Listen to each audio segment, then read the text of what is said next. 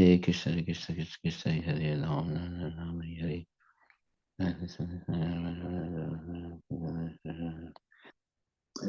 Hare Krishna, Krishna Krishna, Hare Ram, Ram Ram, Ram. Hare Krishna, Hare Krishna, Krishna Krishna, Hare Ram, Ram. Hare Hare Krishna, Hare Krishna, Krishna Krishna, Hare Krishna, Hare Krishna, Hare Krishna, Krishna Krishna, Hare Ram. Are we ready? Hare Krishna, Krishna Krishna, Hare Ram. Hare Krishna, Hare Krishna, Krishna Krishna, Hare Ram. Huh? I'm getting the echo for Okay. Hare Krishna, Krishna Ram, Hare. Hare Krishna, Krishna Krishna, Krishna Hare Ram, Ram Ram, Hare. Hare Krishna, Krishna Krishna, Krishna Hare Ram. yeah. Hare Krishna, Krishna Krishna, Ram Ram, Hare. Hare Krishna, Krishna Krishna, Hare. Hare Ram, Hare Ram, Ram Ram, Hare. Hare Krishna, Krishna Krishna, Hare.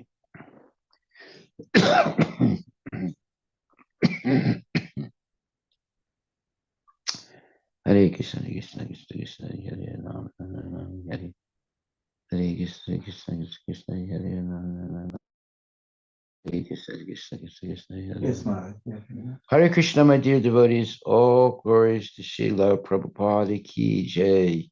Hare Krishna, Krishna Krishna, Hare Hare. Hare Rama, Rama Rama, Hare Hare. Today we're hearing from Srimad Bhagavatam, Canto 4, Chapter 24, and text number 34, if I'm not mistaken. Is that correct? Text 34. Namapanka Janabaya Bhuta Suksmendriyatmane Vasudevaya Santaya Kutastaya Swarochite. My Lord, you are the origin of the creation by virtue of the lotus flower which sprouts from your navel. You are the supreme controller of the senses and the sense objects, and you are also the all-pervading Vasudeva. You are most peaceful, and because of your self-illuminated existence, you are not disturbed by the 6 kinds of transformations. Purport by His Divine Grace, A.C. Bhaktivedanta Swami Prabhupada. The Lord, as Garbhodakshay Vishnu, lies in the ocean of Garbha within this universe, and from his navel, the lotus flower sprouts. Lord Brahma is generated from that lotus flower, and from Lord Brahma, the creation of this material world begins. As such, the Supreme Personality of Godhead, Garbhodakshay Vishnu, is the origin of the material senses and sense objects. Since Lord Shiva considers himself to be one of the products of the material world, his senses are under the control of the Supreme Creator. Well, that's Krishna. The Supreme Lord is also known as Rishikesha, master of the senses, which indicates that our senses and sense objects are formed by the Supreme Lord. As such, he can control our senses and out of his mercy, engage them in the service of the master of the senses. Well, the master of the senses is Krishna. In the conditioned state, the living entity struggles in this material world and engages his senses for material satisfaction. However, if the living entity is graced by the Supreme Personality of Godhead, he can engage these very senses in the service of the Lord. Lord Shiva desires not to be misled by the material senses, but to engage always in the service of the Lord without being subject to contamination by materialistic influences. Ah, that's very nice.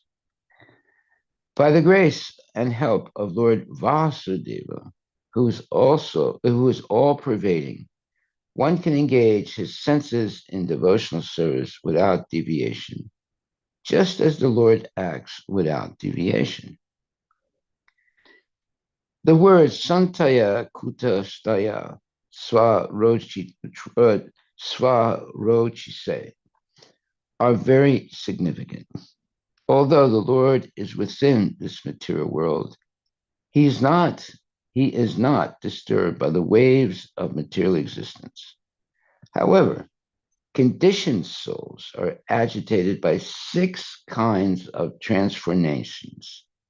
Namely, they become agitated when they are hungry, when they are thirsty, when they are aggrieved, when they are illusioned, when they grow old, and when they are on the deathbed.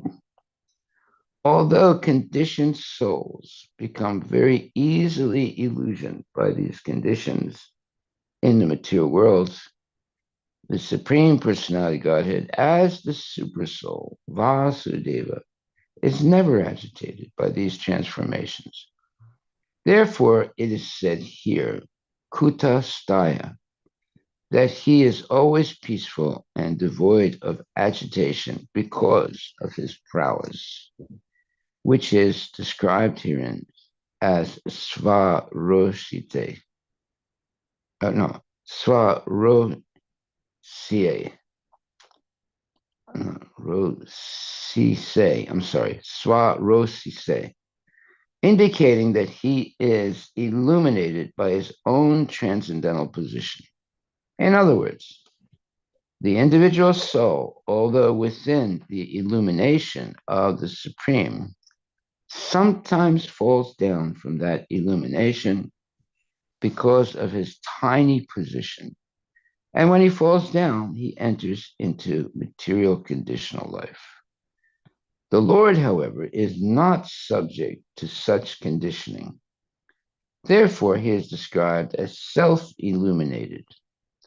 Consequently, any conditioned soul within this material universe can remain completely perfect when he is under the protection of Vasudeva or when he is engaged in devotional service. Well, you see, devotional service brings us directly in contact with Krishna, the Supreme Personality of Godhead.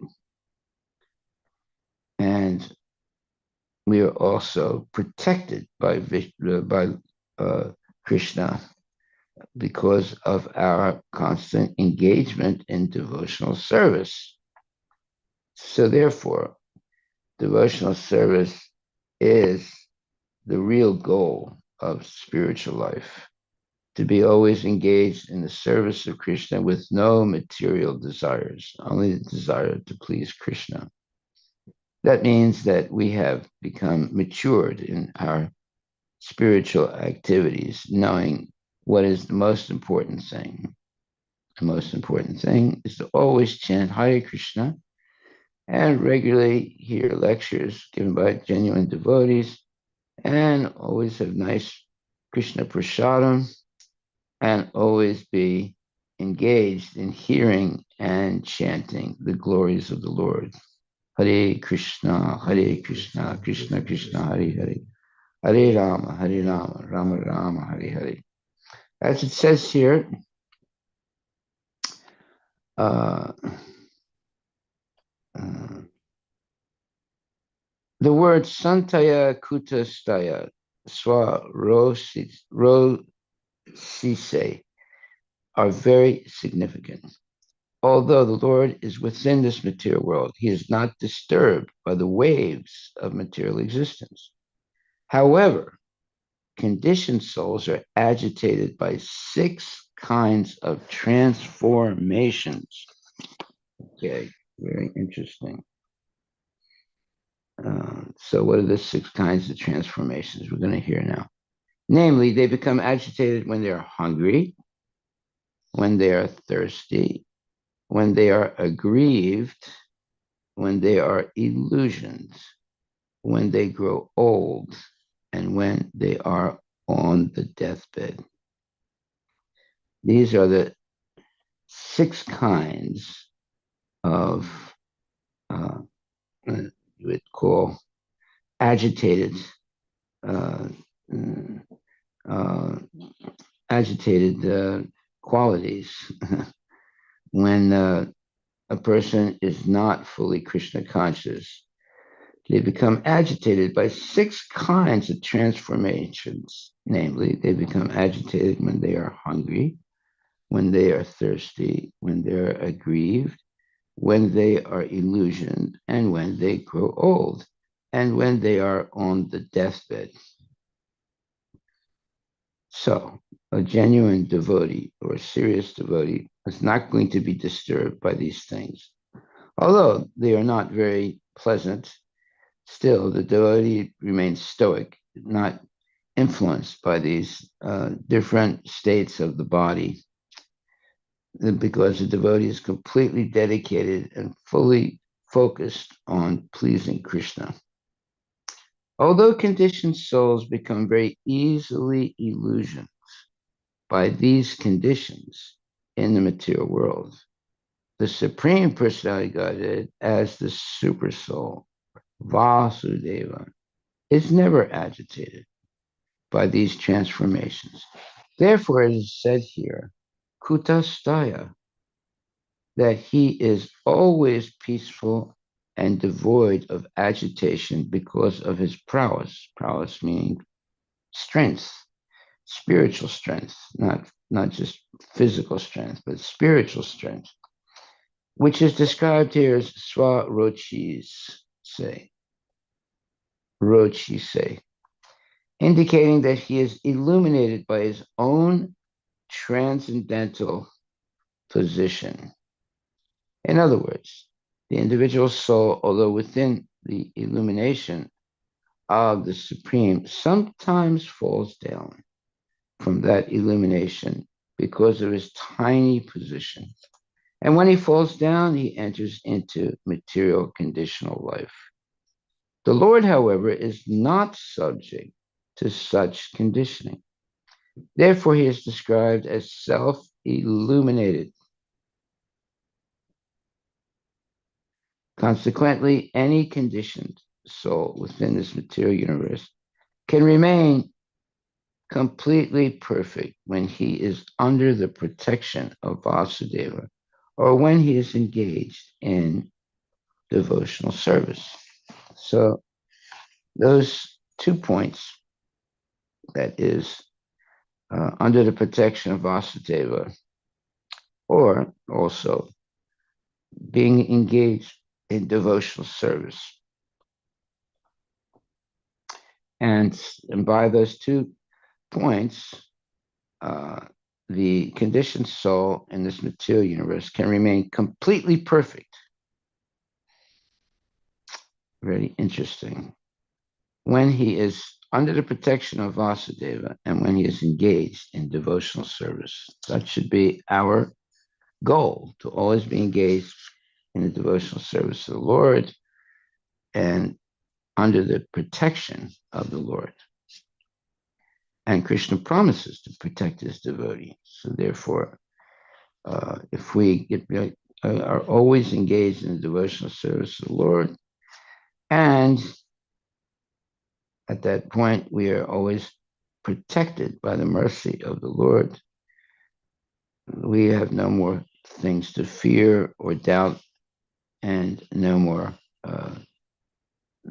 sense gratification, because we realize our senses belong to Krishna, and therefore they should only be used in Krishna's service.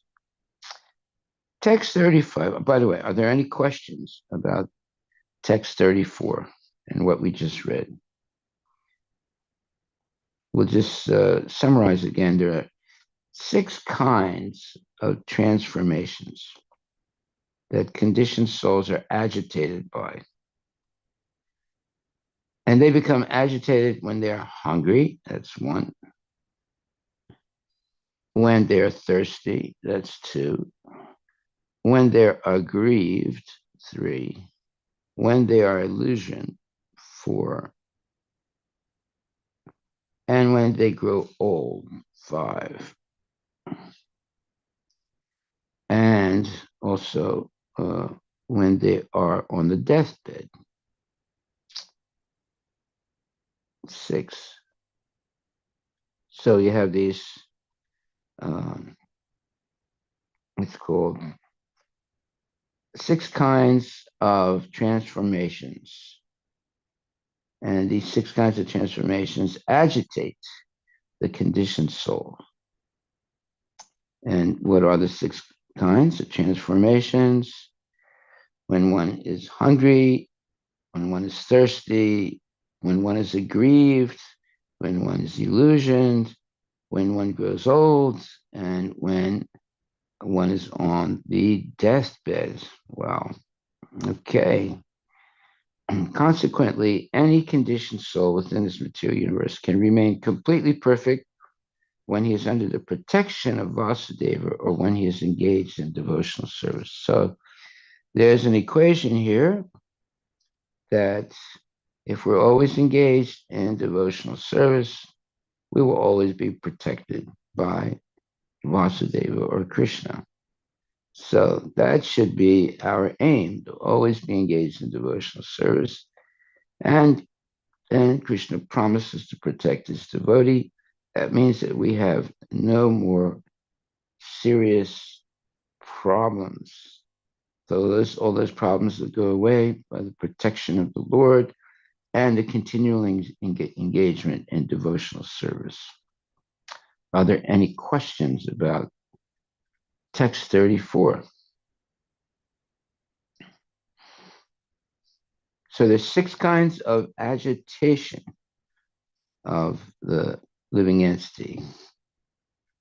Number 1, one is agitated by hunger, thirst, aggrievement, illusion, and when we grow old, and when one is on the deathbed. Haribol. Hare Krishna Guru Maharaj, please accept my humble obeisances. All glories to Srila Prabhupada. Hare Krishna. So, there are like states, right? Hungry, thirsty, aggrieved, old, transitions, and deathbed. But what is like when they are illusioned? So how it is different? Like it's like Well, illusion means you believe something that was never true, but you believe that it is true. Like, for example, we are never this body, but people believe I am this body. So that's illusion. That's the number 1 illusion. People believe very adamantly that I am this body, but we were never this body. And that's the number 1 mistake that people make. They identify with the body instead of identifying with the soul and the eternal soul as the servant of Krishna. So right away, as soon as there's a child is born and all the parents are cuddling the child, and as the child keeps growing, the parents and friends are always convincing the child that you are this body, and this body belongs to this family, and this type of food that we eat, and this type of this and that, and, all the different paraphernalia of bodily attachment.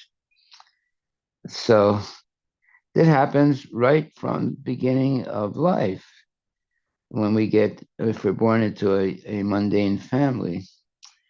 So therefore, we become eventually agitated by 6 kinds of transformations. Yeah, like a baby. The baby gets agitated because the baby is hungry, or the baby is agitated because it's being bitten by bugs. And sometimes you can't figure out, why is the baby crying? Well, because the baby's being bitten by bugs. or the baby is hungry, or the baby is cold, or the baby is too hot, So uh, people become, living entities become agitated when they are hungry, when they're thirsty, when they are aggrieved, when they are illusioned, when they grow old, and when they are on the deathbed. And Prabhupada says, although conditioned souls become very easily illusioned by these conditions, notice that easily illusioned by these conditions in the material world, the Supreme Personality Godhead, as the Supersoul, Vasudeva, is never agitated by these transformations. Therefore, it is said here, Kuta Staya, that he, meaning Krishna, is always peaceful and devoid of agitation because of his prowess, meaning his power, which is described herein as Swarochishe,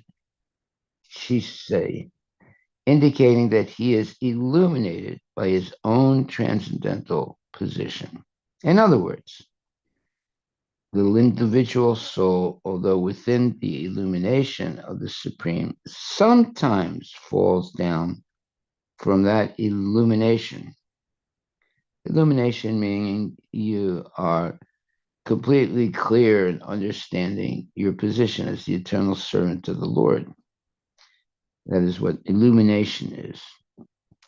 But sometimes this living entity falls down from that illumination because of his tiny position. And when he falls down, he enters into material conditional life.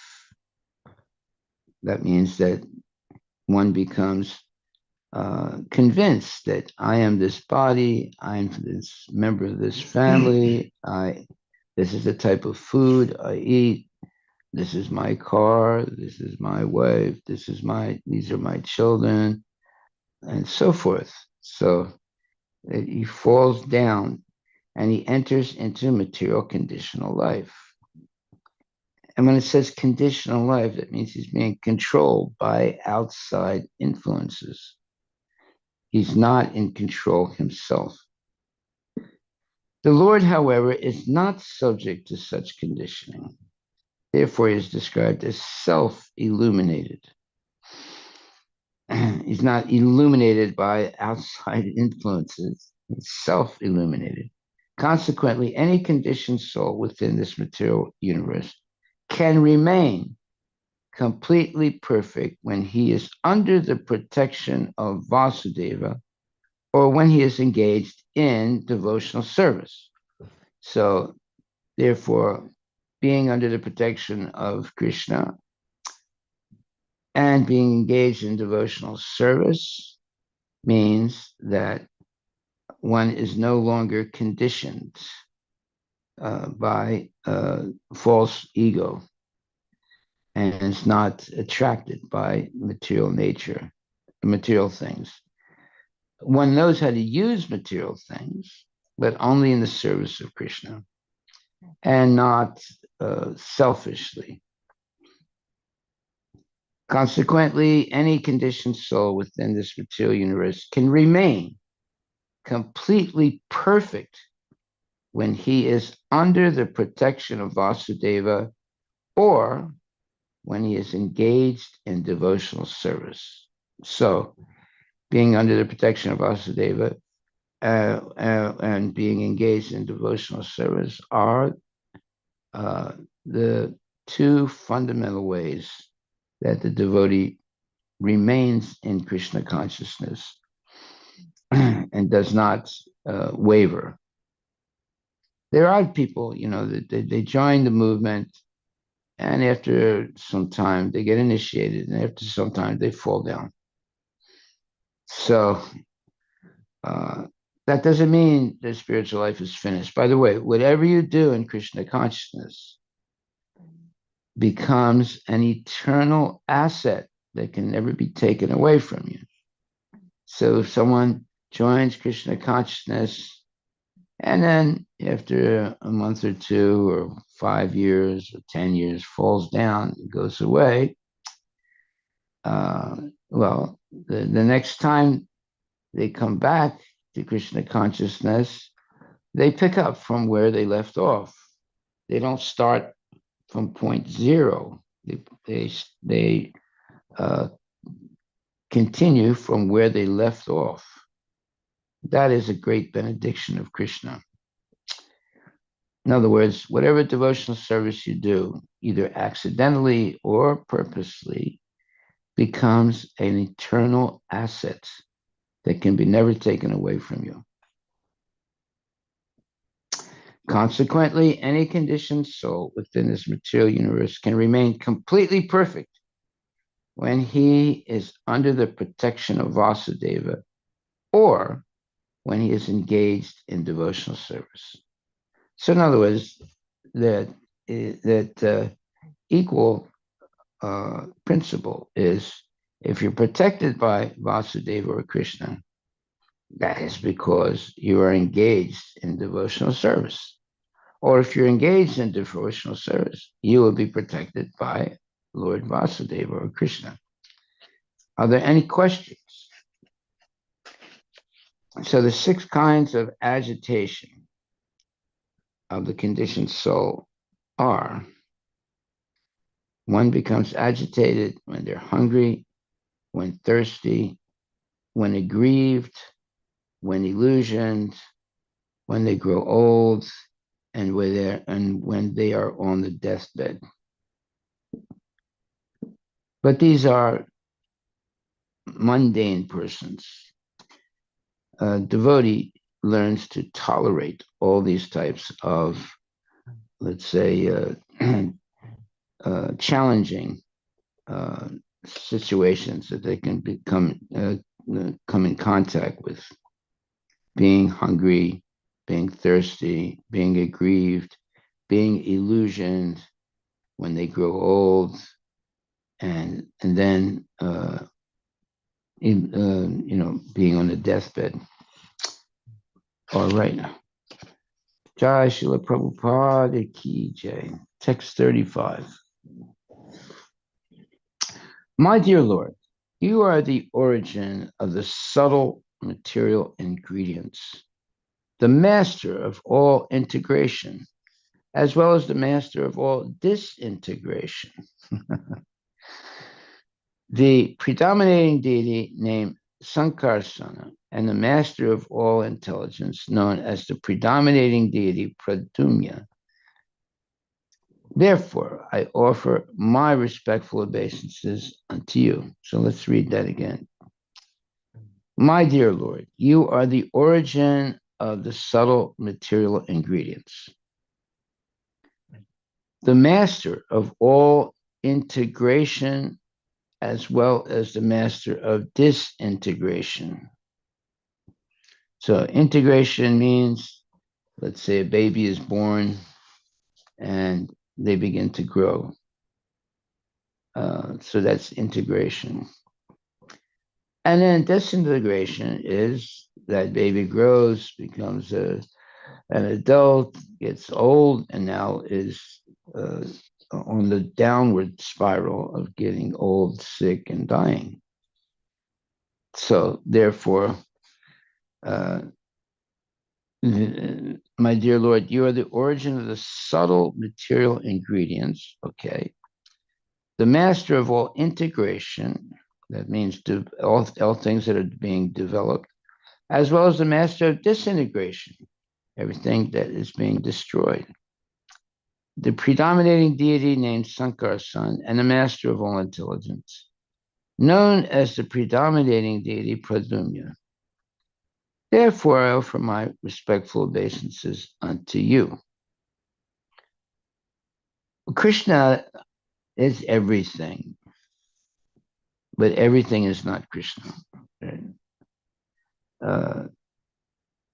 Krishna is everything because he's the creator of everything and he's the owner of everything. But he is not limited by these things. Like, for example, if you say that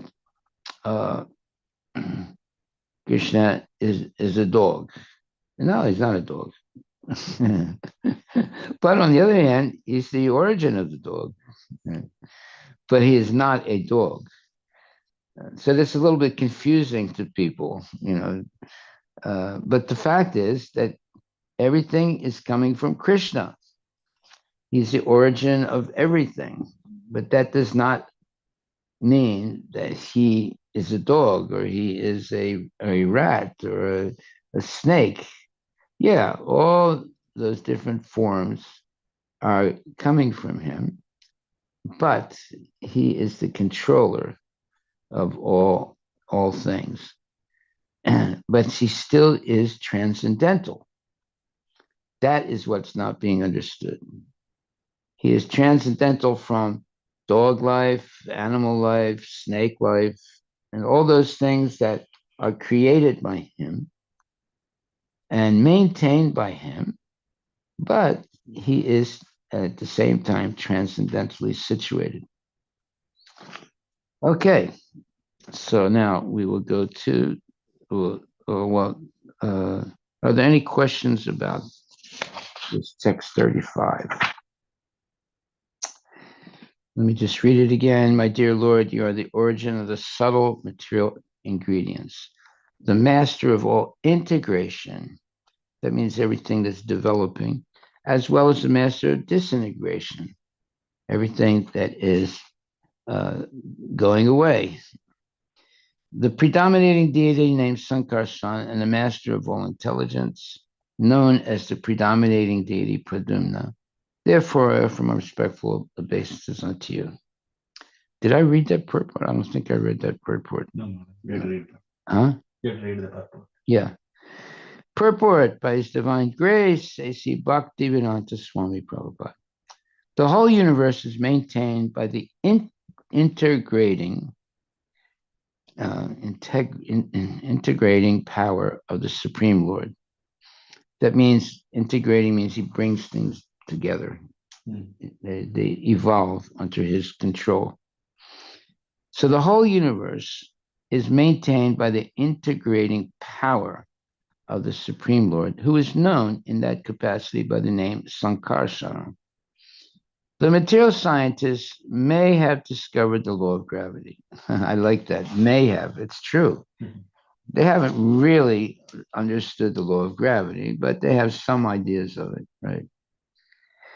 May have discovered the law of gravity, which maintains the integration of objects within the material energy. So that means that the law of gravity is keeping things together. Yes. Without the law of gravity, everything would just fly through the air. You wouldn't be able to, it would be chaotic. It would be chaos, right? So there's obviously some kind of transcendental force that's holding things together. So this law of gravity, the material scientists may have, I like that, may have discovered the law of gravity, which maintains the integration of objects within the material energy. Yet the master of all integration can create devastation by the disintegrating, blazing fire emanating from his mouth. Wow. In other words, Krishna is controlling the integration and disintegration of everything. A description of this can be found in the 11th chapter of Bhagavad Gita, wherein the universal form of the Lord is described. The master of integration is also the destroyer of this world by virtue of his disintegrating energy. Yeah, so Krishna can create and he can destroy. He's not affected by either one. Sankarsana is the master of integration, meaning developing things, and disintegration, destroying things. Whereas Pradumna, another feature of Lord Vasudeva or Krishna, is responsible for universal growth and maintenance. Wow, that's really hard. To create something, okay, that's fine. To destroy something, okay, that's fine. But to maintain something, it's very difficult. Okay, so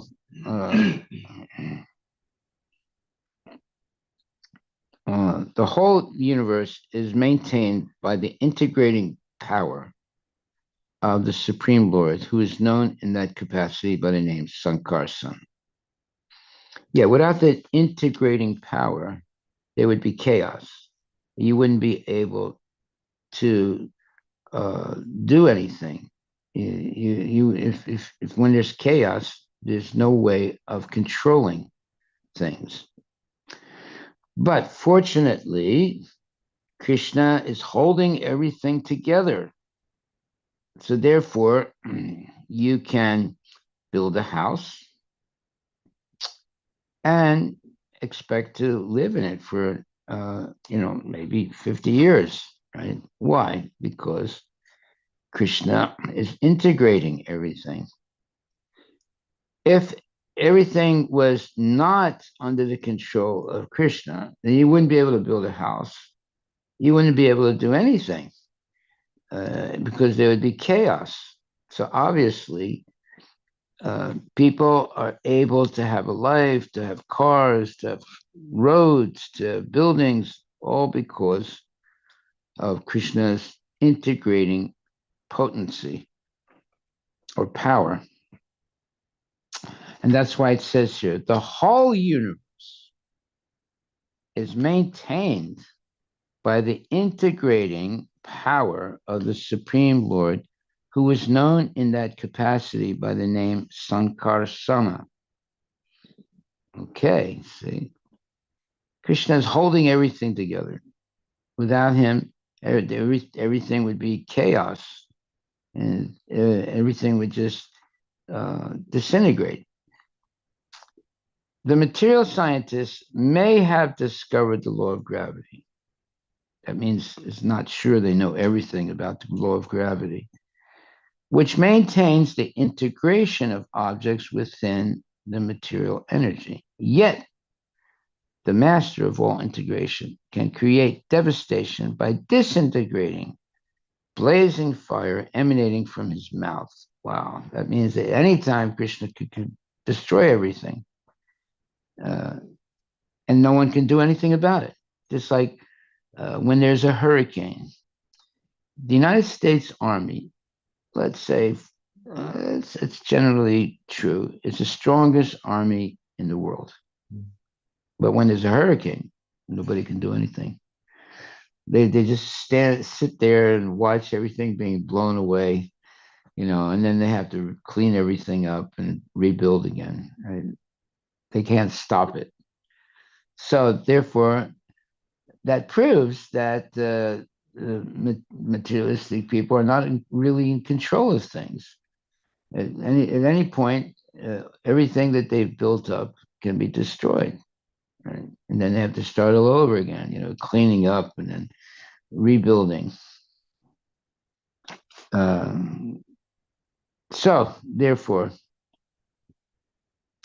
the material scientists may have discovered the law of gravity, which maintains the integration of objects. So when it says integration of objects, meaning everything is organized, right? So, which maintains the integration of objects within the material energy, yet the master of all integration can create devastation by the disintegrating blazing fire emanating from his mouth. So it can go both ways. Krishna can amalgamate or as it says here, uh, integrate and create, but he can also devastate and disintegrate by blazing fire emanating from his mouth. And we see that sometimes it happens every year. You have these terrible forest fires. And they don't try to put the fire out. What they do now is they build other fires so that when the main fire reaches the other fires that were set off purposely, the main fire goes out because it's, in other words, there's a fire and there's wind. So if you can calculate when the main fire is going to, let's say, go in a certain direction. So what do? The firemen, they start a fire. They put on fire, the trees and everything in that direction that the other fire is going to come to. So by the time that other fire, the main fire comes to where the artificial fire was set, it goes out because everything's burned already. See? It's one method by which they try and control these big fires. They set their own fires so that eventually, when that other fire, the original fire, is coming in a certain direction, everything's already burned, so it can't continue because there's nothing to keep it fired. Okay, so here he says, the Lord as Garbhodakshaya Vishnu lies in the ocean of Garbha within this universe, and from his navel the lotus flower sprouts. Okay. Lord Brahma is generating from that lotus flower, and from Lord Brahma the creation of this material world begins. As such, the Supreme Personality of Godhead, Garbhodakshaya Vishnu, is the origin of the material senses and sense objects. Since Lord Shiva considers himself to be one of the products of the material world, his senses are under the control of the Supreme Creator. The Supreme Lord is also known as Rishikesha, master of the senses, which indicates that our senses and sense objects are formed by the Supreme Lord. As such, he can control our senses and out of his mercy engage them in the service of the master of the senses, which is himself. In the conditioned state, the living entity struggles in this material world and engages his senses for material satisfaction. However, if the living entity is graced by the Supreme Personality of Godhead, he can engage these very senses in the service of the Lord. Lord Shiva desires not to be misled by the material senses, but to engage always in the service of the Lord without being subject to contamination by materialistic influences. That's Lord Shiva, right? Lord Shiva desires not to be misled by the material senses, but to engage always in the service of the Lord. Engage what? Engage this material senses in the service of the Lord without being subject to contamination by materialistic influences. By the grace and help of Lord Vasudeva, who is all-pervading, one can engage his senses in devotional service without deviation. That means without stoppage, without, without giving up, just as the Lord acts without deviation. Okay, so that is the real main takeaway, that one should be always engaged in devotional service, and engaging the senses in the service of the Lord without deviation, without stoppage. Just like Krishna acts without deviation, right? He doesn't stop the sun from rising, right? It's happening. All these things are happening by the will of the Lord. You don't say, well, today I'm not going to let the sun come up. No.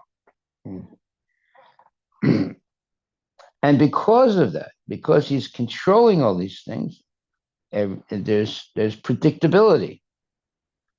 That means there's God. That predictability indicates that there is God. Like every morning we wake up, and first it's dark, and then it gets light like it is now. Why? How is this happening? Who is controlling this? It's not the United States that's controlling it. It's not Russia that's controlling it. Excuse me. All this is happening by the power and potency of Lord Krishna. Therefore, because Lord Krishna is the supreme controller of everything, you have science, you have predictability, and so forth. Without Krishna being the controller, there would be chaos. You wouldn't be able to predict anything. You wouldn't be able to build anything. There would be chaos. So chaos means that everything is haphazard. You can't control anything. You can't build anything. But because everything is being controlled by Krishna, well, people now can build things. They can expect things to last for a certain amount of years and so forth. So there's predictability because of the control of Krishna, of everything in nature. Without Krishna's control, nothing would be predictable. Everything would be chaos. And there wouldn't be anything called science. Science, you can only have science when things are predictable. But if everything is chaotic, then you can't have science. You can't have civilization. You can't have anything because you don't know from one second to the next what's going to happen. But because Krishna is controlling everything, you can predict for a certain amount, for a certain period of time, what's going to happen. So here it says, although the Lord is within this material world, he is not disturbed by the waves of material existence. However, conditioned souls are agitated by 6 kinds of transformations, namely, they become agitated when they are hungry, when they are thirsty, when they are aggrieved, when they are illusioned, when they grow old, and when they are on the deathbed. Although the conditioned souls become very easily illusioned by these conditions in the material world, the Supreme Personality of Godhead, as the Super Soul, Vasudeva, is never agitated by these transformations. Therefore, as it said here, Kuta Staya, that he is always peaceful and devoid of agitation because of his prowess, his powers, which is described herein as Svarojise, indicating that he is illuminated by his own transcendental position. In other words, the individual soul, although within the illumination of the Supreme, sometimes falls down from that illumination because of his tiny position. What does that mean? Well, he has limited free will. That's what a tiny position means. Everybody has limited free will.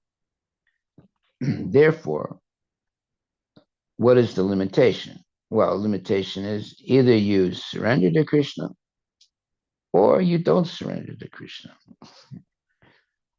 So those are the 2 only possibilities in life. Either you surrender to Krishna or you don't. Both ways, both ways, Krishna knows what's going to happen to you. So, In other words, the individual soul, although within the illumination of the Supreme, sometimes falls down from that illumination because of his tiny position. And when he falls down, he enters into material conditional life. The Lord, however, is not subject to such conditioning. Yeah, he can't fall down. Therefore, he is described as self-illuminated.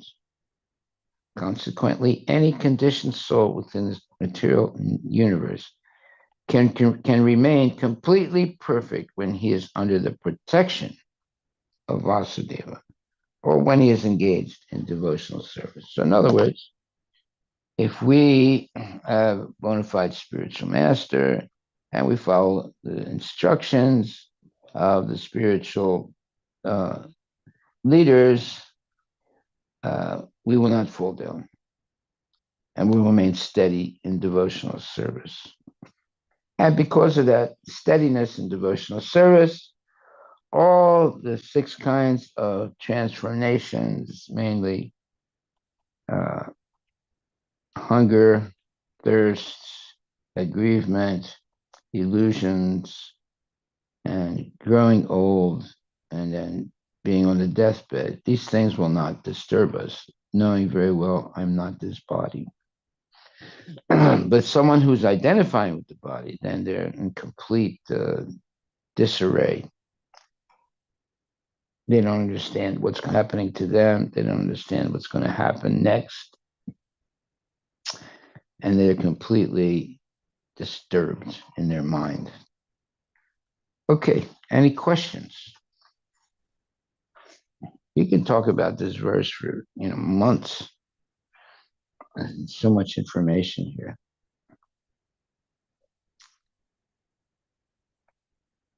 Any questions or comments one may have? So is our time over? We still have some. Okay. One more verse. Yeah.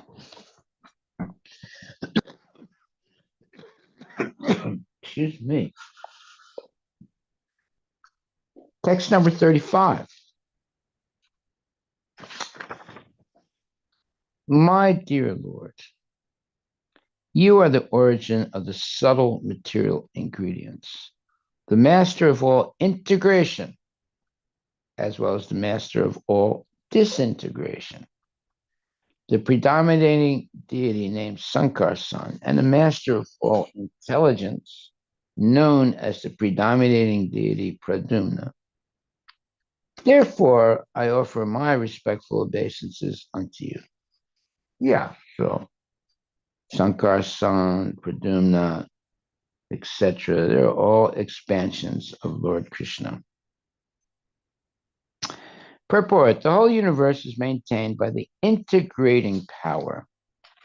Integrating power means you make things become substantive, become like you can build a house with lumber and nails and things like that. So that's integrating power. So the whole universe is maintained by the integrating power of the Supreme Lord.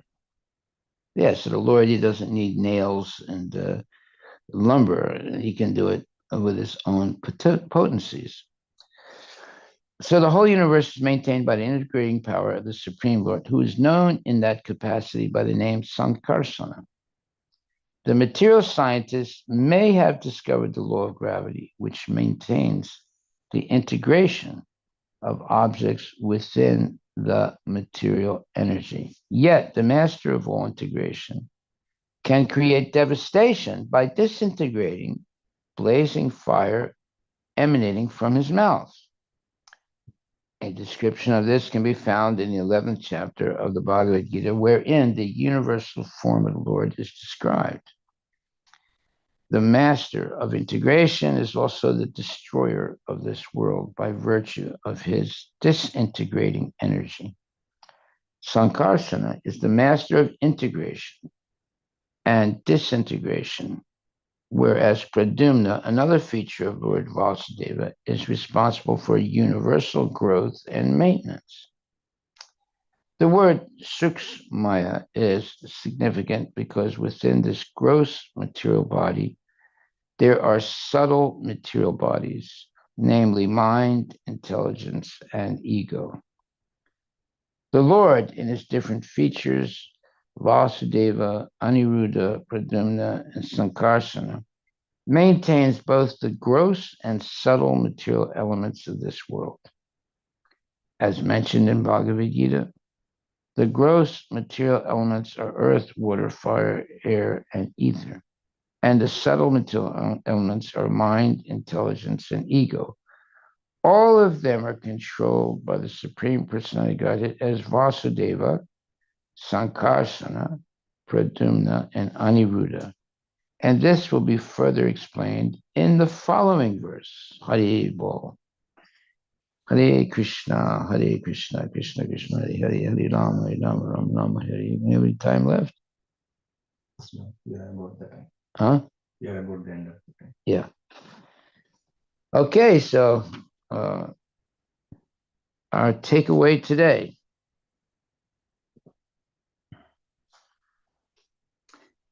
As mentioned in Bhagavad Gita, the gross material elements are earth, water, fire, air, and ether. And the subtle material elements are mind, intelligence, and ego. All of them are controlled by the Supreme Personality of Godhead as Vasudeva, Sankarsana, Pradyumna, and Aniruddha. And this will be further explained in the following verse. Okay, so we have something to look forward to tomorrow. So you see, now we're beginning to understand real science, not the junk science taught in schools. It's all mostly speculative. Now we're learning real science. What is the point of science? It's to understand how things are happening and how one can control things. Well, there's a supreme controller. That's what the modern scientists don't accept. They want to be the supreme controller, but no, they're being controlled by forces of nature. And these are things that they don't understand. They want to be the controller, but they are unfortunately controlled. Therefore, they'll never really achieve real science. Then what is science? Let's ask that question. Well, science developed from alchemy in the Middle Ages. And what was alchemy about? Alchemy was about finding the uh, uh, the the nectar of immortality, and therefore people started in the Middle Ages experimenting to find this nectar of immortality. And it's still going on today. People are trying to figure out how to make this material body eternal in different ways, like different possibilities. Taking supplements, exercising, and all kinds of different things to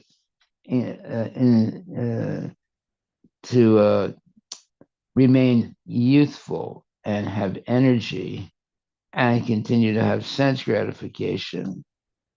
But they haven't found the what you would call the nectar of immortality yet. They're not going to find it, by the way. The way they're looking for it and the purpose that they want to use it for is not going to happen. However, the nectar of immortality is complete surrender to the mercy of Krishna and functioning as the devotee of the Lord, and always using everything in the service of Krishna, and not maintaining oneself as a proprietor or owner, but as a servant of the Lord. Now, scientists don't understand this. Therefore, they're basically on a merry-go-round. You know what a merry-go-round is? It's, just keeps going around like this. So it looks like they're going somewhere, but they're not going anywhere. So they haven't found that elixir of immortality, even though they've been looking for it for the last, thousands of years. And they're still looking today. But the real elixir of immortality is chanting Hare Krishna, Krishna Krishna, Hare Hare, Hare Rama, Rama Rama, Hare Hare, and hearing Bhagavad Gita spoken by genuine devotees, having nice prasadam, going on Sankirtan, etc. Now you're coming very close to the nectar of immortality, but not by artificial means, by exercises or supplements and all those other things. That's not going to bring you back. That's not going to make you Superman. Superman happens when someone is completely dedicated to serving Krishna. Then you become a Superman. Why? Because your only desire is to please Krishna. But the mistake the present materialists are making is they're working to please themselves. So it's not going to work. They're going to be always controlled by their own karma. But a devotee, a sincere devotee, can work karma free. So we'll talk about that tomorrow. How to become karma free. And that means that you are liberated even in this body, even in this world. All glories to Srila Prabhupada Ki Jai. Thank you very much. Are there any questions? If not, we will end. Hare Krishna Maharaj. Yes, Prabhu. This is Adi Devdas. I have one question, Maharaj. Yes, Prabhu. So, Maharaj, as in verse 34, it says that he is not disturbed by the waves of material existence. However, conditioned souls are agitated by 6 kinds of transformations. So my question is, for a neophyte devotee who is trying to follow spiritual master instructions, but during this time, how a neophyte will not get agitated by the waves of these 6 transformations? By coming to class every day. Haribol. Yeah. So after class, now you go to work and do this, do that. And, so by coming to class every day, you will not be agitated.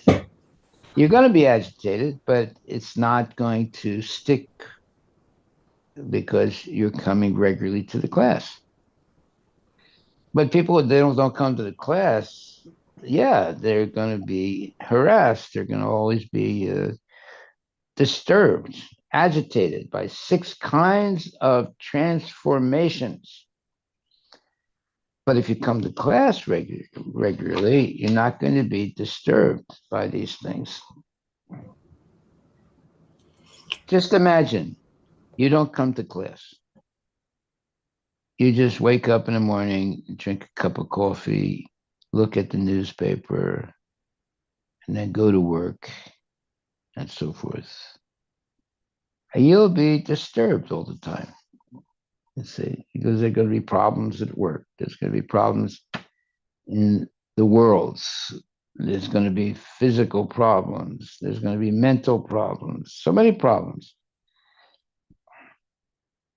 because you're not a person is not engaged in devotional service. They're engaged in sense gratification. So there's always a problem. By the way, there's a law of nature that says that when you engage in sense gratification, it will always be followed by misery.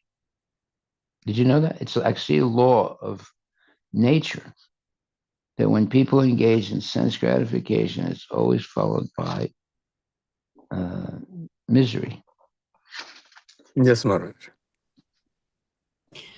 Hare Krishna Guru Maharaj, please accept my humble obeisances. Our glories to Srila Prabhupada. Guru Maharaj, I have a question, same question. That when you talked about going around the wheel and in the Ferris wheel syndrome, hamster keep going around the same wheel, and that's all we have been doing. We always been in that circle, never come able to come out of that escape velocity and get out of this material world. That's why we, at least I am in material world. So how to get out of that um, Ferris wheel, where which is we are going in circles. Well, you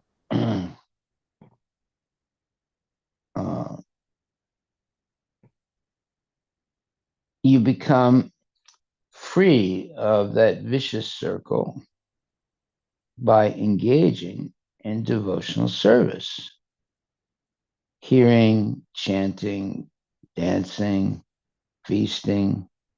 Now you're not on that Ferris wheel anymore. You're on the Vaikuntha, let's say, Vaikuntha uh, Vaikuntha path. Vaikuntha path. The merry-go-round means you there's a lot of activity, but you're not going anywhere.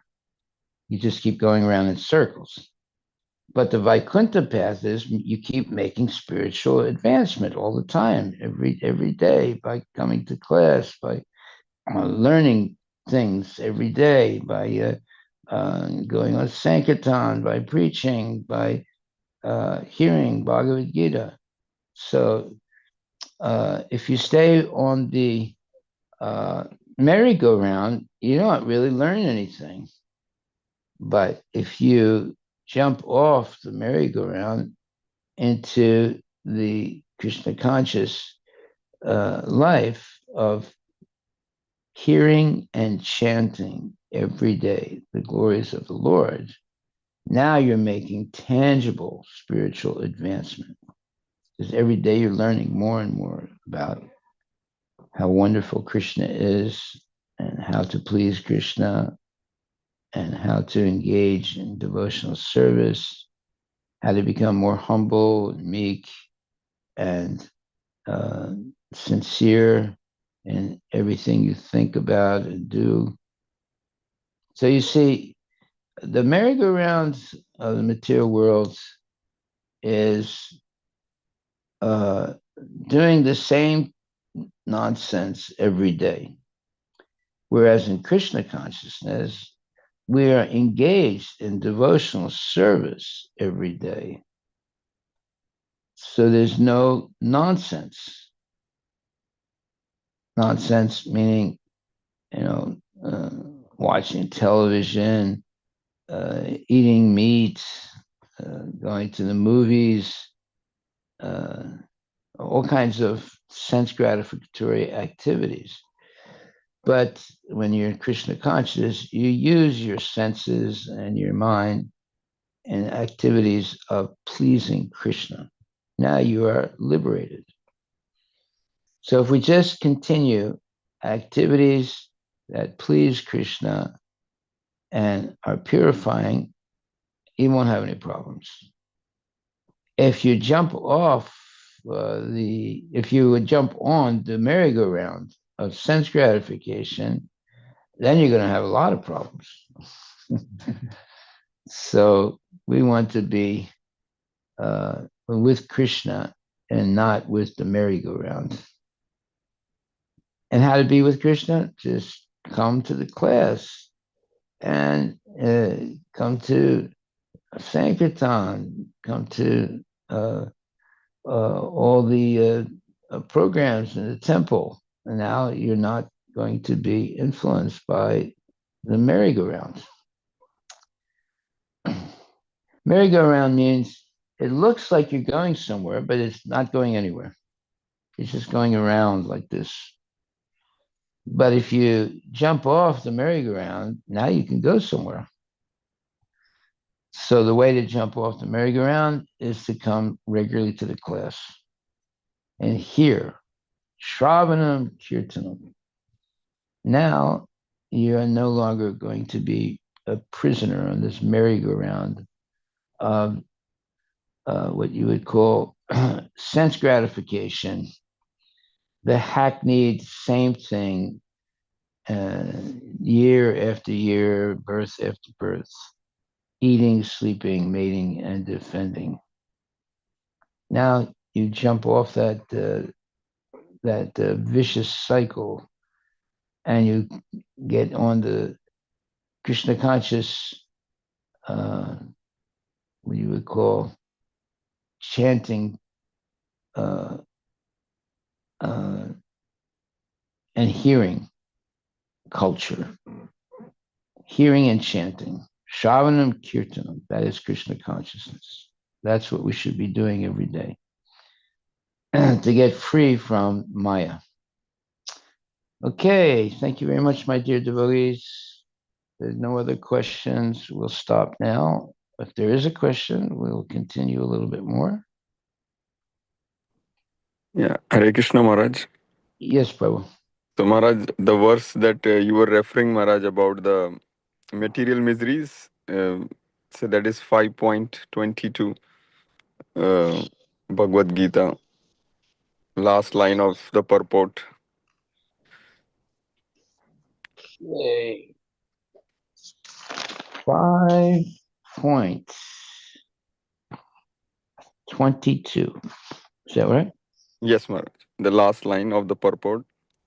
Yehi samparshya boga dukkha yonaya evate adya anta vanta konte nate su ramate buddha. And this says, let me see what it says here.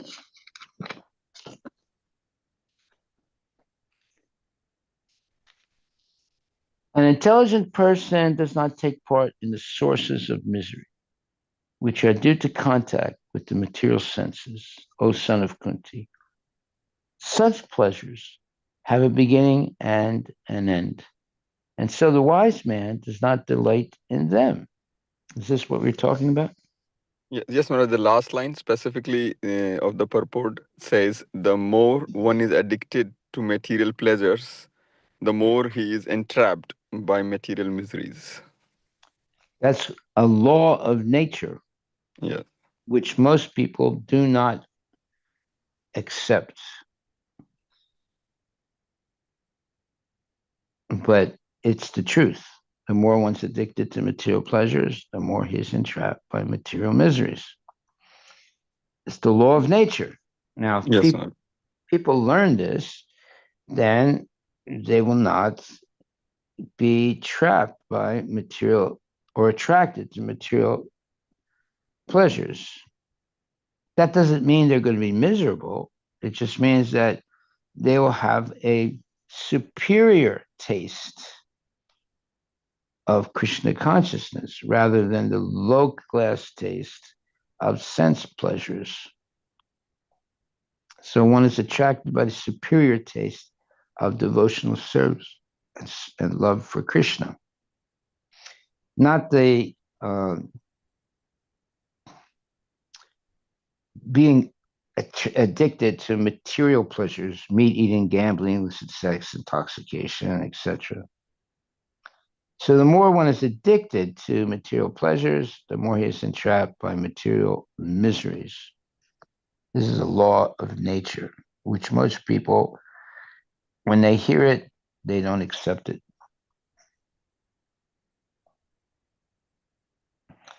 In fact, they want more material pleasures.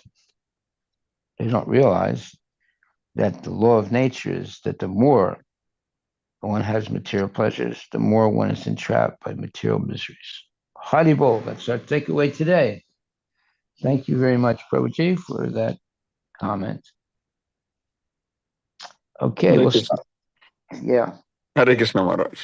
Haribol, Haribol. We'll stop right there and continue chanting Hare Krishna, Hare Hare Krishna, Krishna, Krishna. Hare Hare, Hare Hare Rama, Rama, Hare Rama, Rama Rama. Rama Rama, Hare Hare. Hare Hare Krishna Maha Mantra ki jai. Jai.